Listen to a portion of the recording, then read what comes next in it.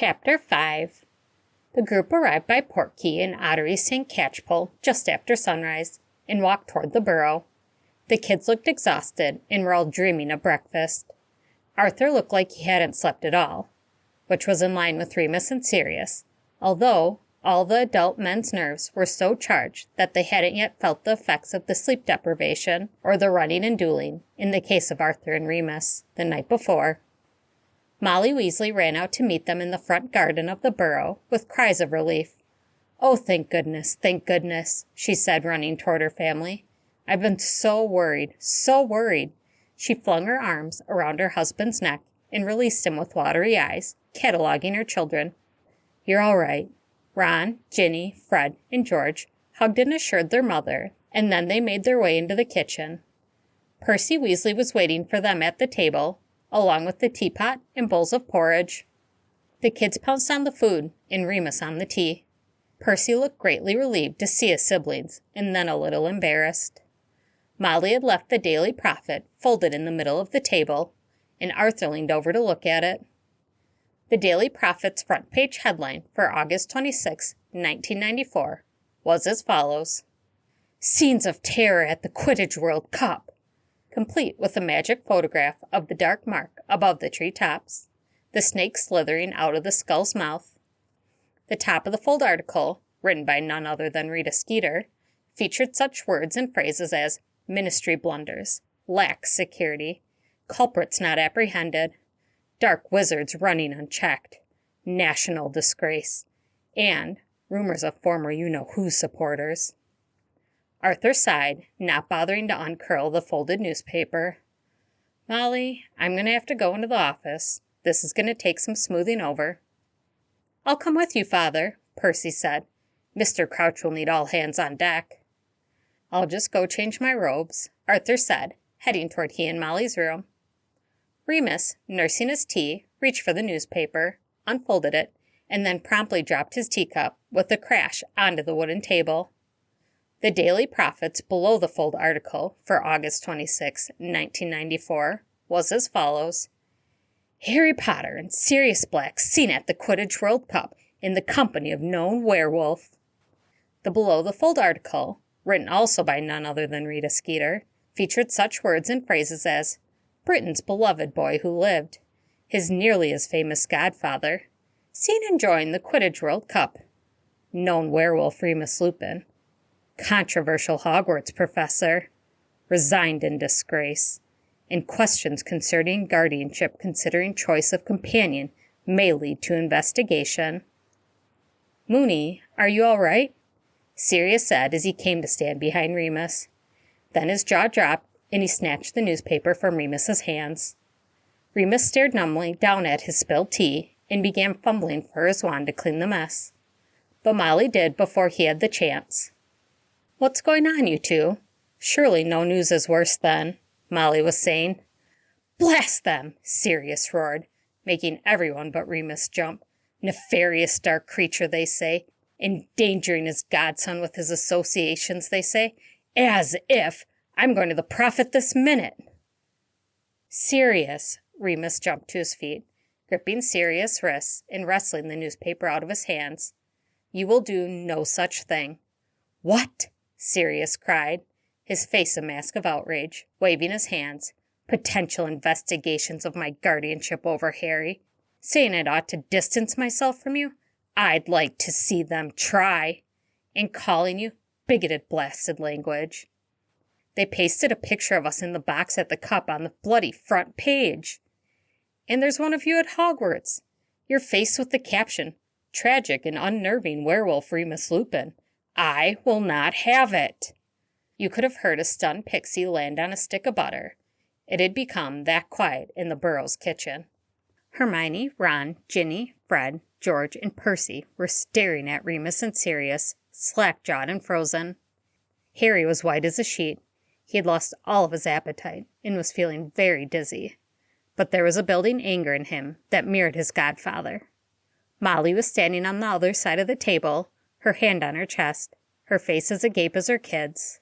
Arthur, having returned from changing into his work robes, was completely frozen in shock.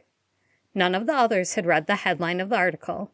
but it certainly did not take a genius to guess what it said. Sirius's face was red, and he was breathless from yelling. He was staring at Remus with eyes wide in righteous anger. He and the people he loved privacies had been invaded.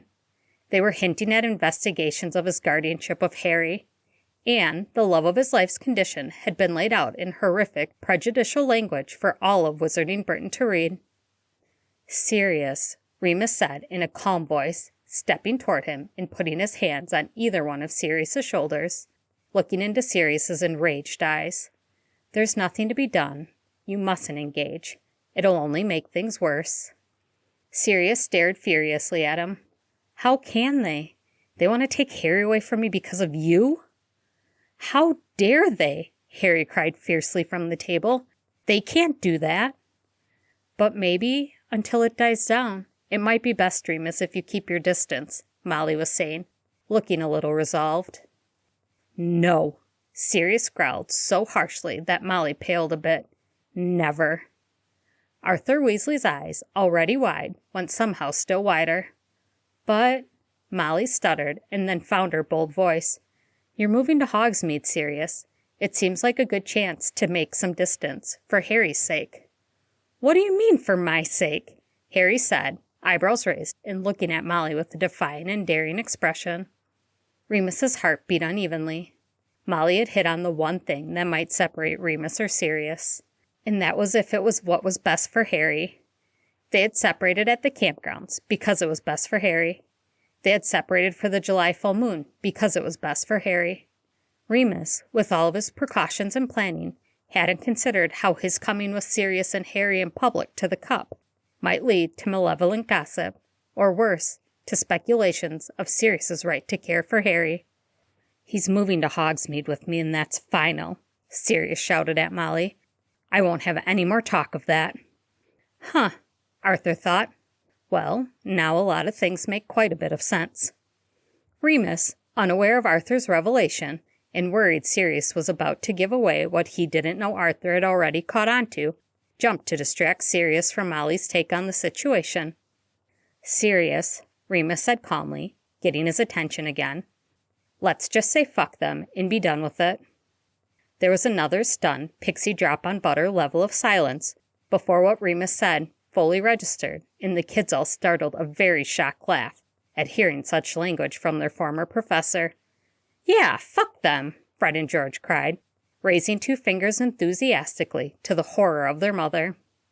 Sirius flushed a bit, a strangled noise coming from his throat as he took a shaky exhale.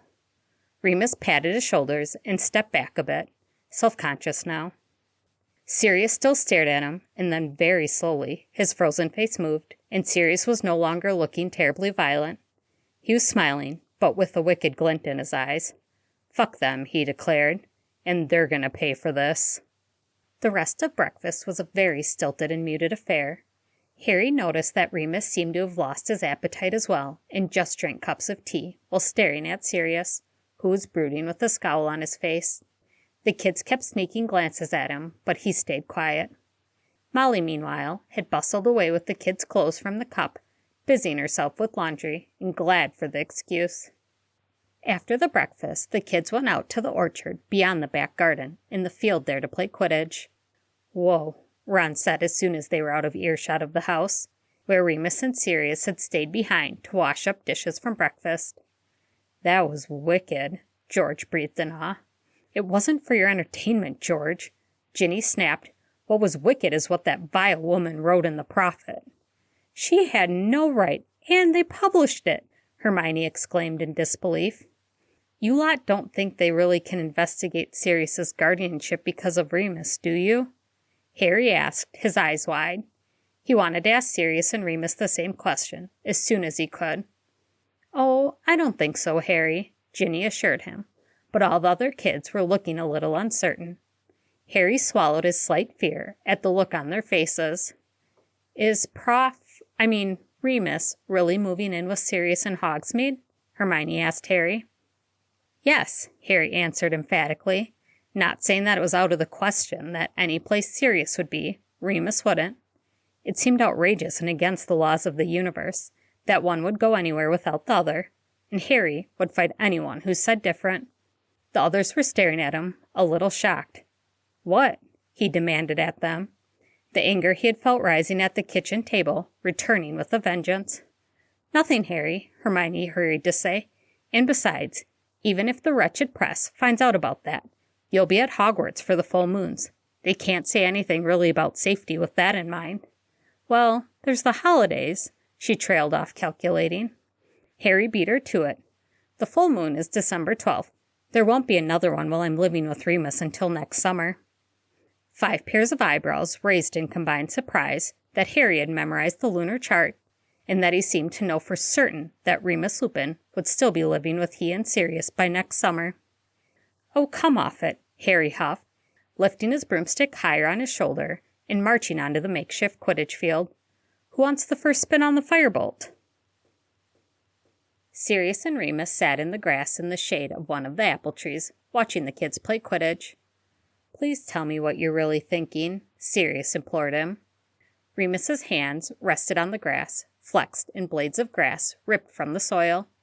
His eyes were hard and his jaw set as he finally let his emotion show.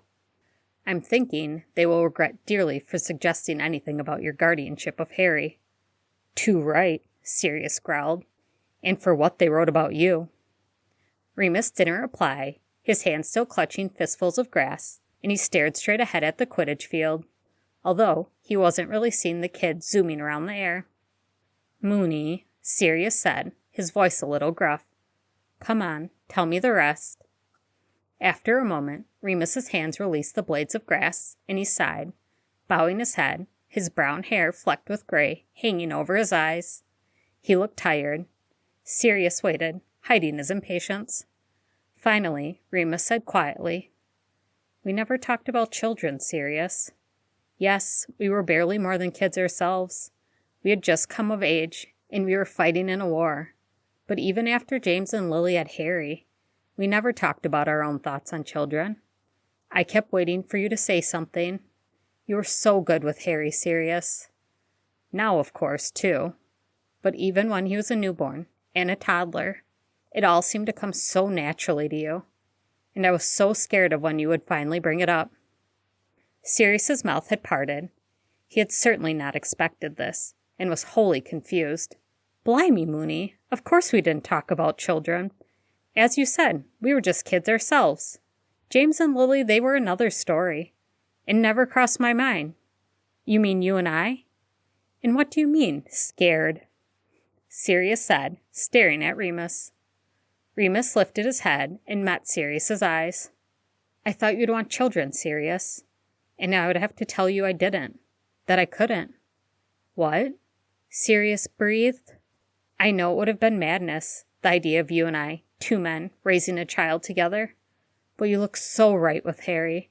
I thought you would say it was what you wanted, and that we could do it anyhow. And look at us now. Clearly, it wasn't such a mad notion." Remus smiled wryly, the smile not reaching his eyes. "But, back then, I would have had to tell you that I thought it wouldn't have been right. That I would expose them to something no child should have to deal with. Part of me still thinks I shouldn't expose Harry. What if he'd seen me after the cellar, Sirius? No boy should have to see that. It's ugly. It's—" Sirius's face was contorted in indignation. "You were a boy yourself when you were bit. You were 5, Moony. You didn't think this rubbish at Hogwarts, did you? You were close to Harry's age. We saw you far worse than the cellar. We saw the transformation with our own eyes. And it's not ugly. Damn you, Moony. You are beautiful. Always. What a load of bollocks."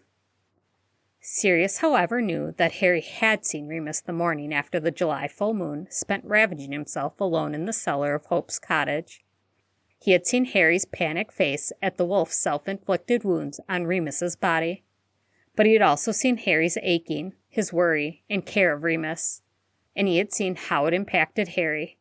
It was Harry who had asked Arthur, before even Sirius had gotten the chance, for Arthur to stay the night for the August full moon, so Padfoot could join the wolf. He had seen Harry's careful attention to Remus's well-being afterward, his kind and compassionate eyes. Yes, Harry was exposed to what it meant to be a werewolf, But Sirius knew that his own experience to Remus, at around the same age as Harry's, had made him a better man, and had made him fall further in love with the man who was so wise and so strong and so brave. Moreover, Sirius would never, in any way, imply that Remus's lycanthropy was something Remus or Harry should be ashamed of. It was not easy, and it was often very, very painful, but it was part of who Remus was, and Sirius wanted Harry to know it, to understand it, and love Remus for all of himself, as Sirius did. That was what was right, and after the summer, Sirius was now 100% certain Harry did. Remus was looking at him, thoughtful and a little sad. Sirius reached and gripped his Mooney's right hand. Harry loves you, Mooney, all of you, and fuck whatever anyone else has to say. You are right where you should be. Remus squeezed Sirius's hand, and slowly he nodded. It does feel right, Sirius, he said softly. Sirius nodded. Of course it does. Remus straightened and took a heavy exhale. Make them pay for what they said about your care of Harry, Sirius, but please be careful. Sirius growled low in his throat, but spoke declaratively. We'll think of something together. Arthur Weasley thought as he made his way out of his office in the evening from a very busy and sleep-deprived day, doing media damage control at the ministry. Well, I reckon I have to tell Molly.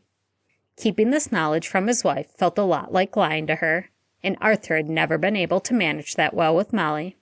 And besides, he wanted to have it out with her about it now, so it was over and done with, before she figured it out herself and blew it out of proportion. Said something hurtful, or caused any potential unpleasantness for Harry, Sirius, and Remus. See, Molly could be a little less understanding than Arthur, who was a curious and accepting man by nature. His love of muggles just one way in which this manifested. Molly, however, was defined a lot of the time by her protective and motherly instincts, and she had taken to seeing herself as a mother figure to Harry the moment she had met him. So, Molly had a different way of thinking than Arthur about discerning what she considered unsafe or unhealthy for children.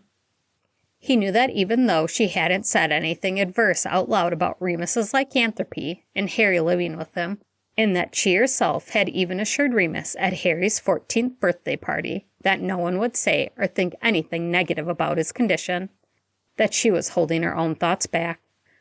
When Arthur had gone to Hope's cottage to stay the night to watch Harry for the August full moon, she had tutted and made a fuss over him going, and when he returned, she asked him carefully worded questions with her eyebrows raised. He had seen the gears in her head churning as she reviewed Remus's lycanthropy through the lens of Harry being exposed to it. Arthur knew his wife.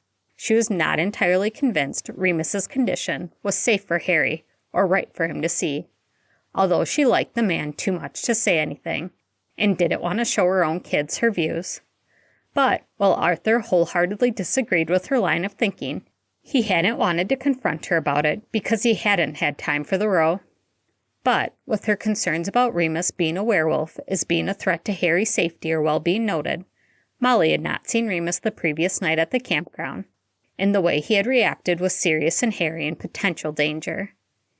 It would be hard for anyone to think that Remus was not safe for Harry after witnessing that.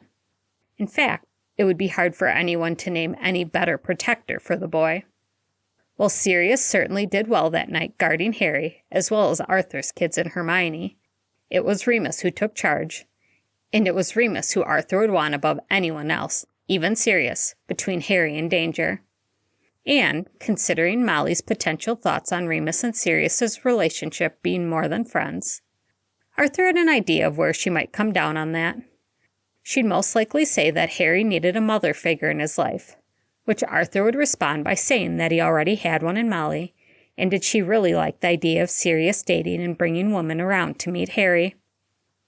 She also would most likely say that the two men fooling around together was not a stable family image to present to the impressionable boy. But Arthur wholeheartedly knew Remus and Sirius were not fooling around together. What he had seen of Remus and Sirius together at the Quidditch World Cup included what he now knew to be very telling moments. Arthur was in love with Molly, and she was in love with him. But he did not think they'd ever been so in love with each other in the way Remus and Sirius were. Well, Arthur considered, they had just spent 13 years apart. But still, even so, the way they looked at each other, the way Sirius saw nobody but Remus, the way Remus had reacted in the clearing, that was something else. That was true love, it was. Arthur was sure. He had reached the apparition point at the end of the ministry atrium and prepared himself to return to the burrow. Well, he thought, I've got a few questions. 1. How should he tell Sirius and Remus that he knew? Because, of course, he would. He would tell them that he accepted them, and that he would support them, and that he didn't want them to have to hide in front of him. 2. Should he tell Sirius and Remus that he knew before he told Molly? And 3. Did Harry know? Well, Arthur Weasley thought, I reckon I should tell them first, and I'll find out from them if Harry knows, and then I reckon I'll tell Molly.